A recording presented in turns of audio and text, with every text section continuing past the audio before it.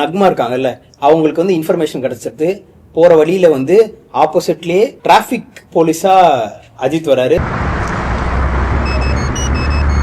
அவரே சொல்லிடுவாருல்ல, இவங்க டிஜிபிக்கு போன் பண்ணுவாங்க, அப்துல்லாவே சொல்லிடுவாரு, நீங்க கூடிய சீக்கிரம் போற வழியிலேயே சந்திப்பீங்கன்னே சொல்லுவாரு.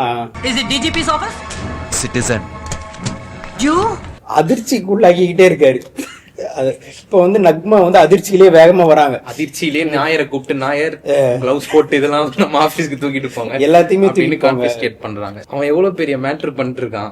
நக்மா அவருக்கு போன் பண்ணி, உன்னோட மெக்கானிக் ஷாப்புக்கு நான் சீல் வைக்க போறேன் அப்படின்னு சொல்லுவாங்க. இன்னும் கொஞ்ச நேரத்துல உங்க கடைக்கு சீல் வைக்க போறேன். மெக்கானிக் வச்சுக்க. நானே அது முக்காவாசில லீவ் விட்டுட்டு சுத்திக்கிட்டு இருக்கேன். 10-12 அவ்வளவுதான். அவரே வந்து ஆளுங்களை தூக்கி போர் அடிக்குது, கொஞ்ச நேரம் வசுந்தரா கூட போய் பேசிட்டு வரோம் அப்படின்றதுக்கு தான் அவர் வந்து அந்த மெக்கானிக் ஷெட்டுக்கே வராரு. அது ஒரு அட்டி. அவ்வளவுதான். ஒரு டிராபிக் கமோஷனை ஏற்படுத்துறாங்க நம்ம பாண்டுவை வச்சு.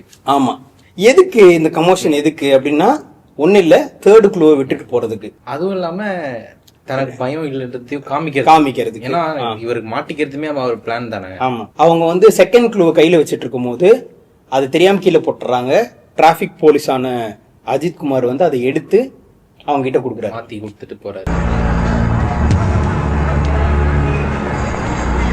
போன உடனே திருப்பி கால் அடிக்கிறாரு. நீங்க நான் வழியிலேயே பாத்துருக்கலாம், நானே உங்களுக்கு கூட எடுத்து கூட கொடுத்துரு, 3வது க்ளூ உங்ககிட்டயே கொடுத்துருக்கலாம் அப்படின்னு வாட் அப்படின்னு பிரேக் அடிக்கிறாங்க.